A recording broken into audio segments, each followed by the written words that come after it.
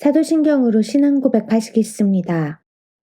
전능하사 천지를 만드신 하나님 아버지를 내가 믿사오며 그 외아들 우리 주 예수 그리스도를 믿사오니 이는 성령으로 잉태하사 동정녀 마리아에게 나시고 본디오 빌라도에게 고난을 받으사 십자가에 못 박혀 죽으시고 장사한 지 사흘 만에 죽은 자 가운데서 다시 살아나시며 하늘에 오르사 전능하신 하나님 우편에 앉아 계시다가 저리로서 산자와 죽은 자를 심판하러 오시리라. 성령을 믿사오며 거룩한 공회와 성도가 서로 교통하는 것과 죄를 사하여 주시는 것과 몸이 다시 사는 것과 영원히 사는 것을 믿사옵나이다. 아멘. 5월 4일 화요일. 오늘 우리에게 주시는 말씀은 민수기 20장 10절에서 13절까지 말씀입니다. 모세와 아론이 회중을 그 반석 앞에 모으고 모세가 그들에게 이르되 반역한 너희여 들으라. 우리가 너희를 위하여 이 반석에서 물을 내랴 하고 모세가 그의 손을 들어 그의 지팡이로 반석을 2번 치니 물이 많이 솟아나오므로 회중과 그들의 짐승이 마시니라.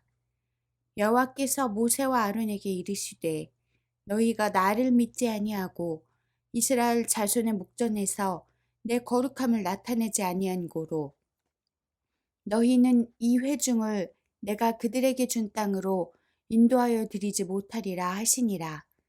이스라엘 자손이 여호와와 다투었으므로 이를 무리바 물이라 하니라. 여호와께서 그들 중에서 그 거룩함을 나타내셨더라. 아멘.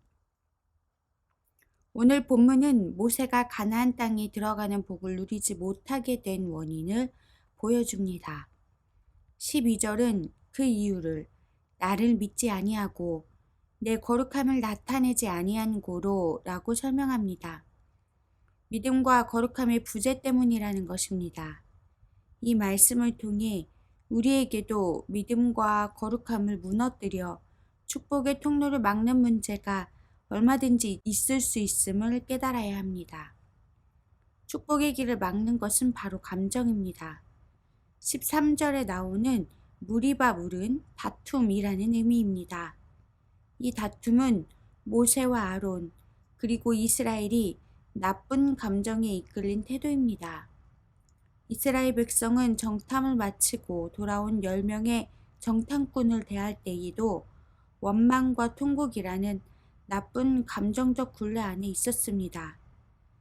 그리고 오늘 본문의 모세도 우리가 너희를 위하여 이 반석에서 물을 내랴 하며 하나님의 명령을 순종하는 데 있어 나쁜 감정을 드러냈습니다. 이 2가지 모두 가나안에 들어가지 못하는 원인이 됩니다.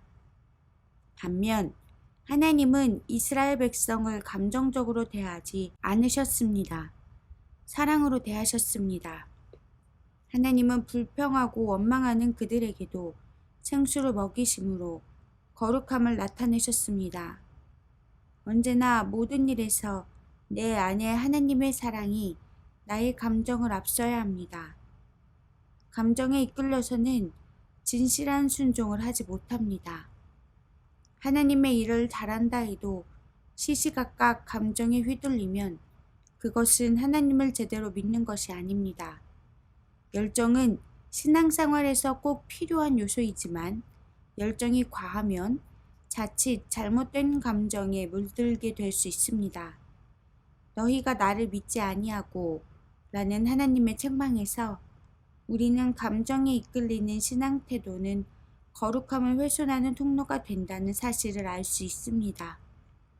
결국 모세와 아론의 감정 어린 행동은 거룩함을 훼손했고 불순종한 죄와 같이 평가되었습니다. 감정은 본능이 아니라 환경 속에서 학습되는 것입니다. 이스라엘 백성은 광야길 내내 불평하고 정탐꾼의 악평에 동조하는 감정적인 태도로 일관했습니다. 그 결과 약속의 땅을 밟지 못하는 불행의 문을 열고 말았습니다. 이러한 선례를 배운 우리는 달라야 합니다. 불신앙의 감정이 학습될 여지를 두지 않기 위해 항상 주님의 마음을 배워야 합니다. 그래서 믿음으로 다져진 좋은 감정을 나와 이웃에게 공급해야 합니다. 묵상 질문. 신앙에 대한 열정이 지나쳐 감정적인 태도를 보였던 때가 있습니까?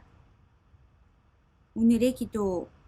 하나님, 우리 마음에서 비롯된 부정적인 감정이 불신앙이 될 수 있음을 배웠습니다. 열정으로 일한다 해도 잘못된 감정이 불신앙을 만들 수 있음을 알았습니다. 예수님의 마음을 배우고 닮아 내 안에 주님 사랑이 나의 감정을 넘어서게 하옵소서. 예수님의 이름으로 기도합니다. 아멘.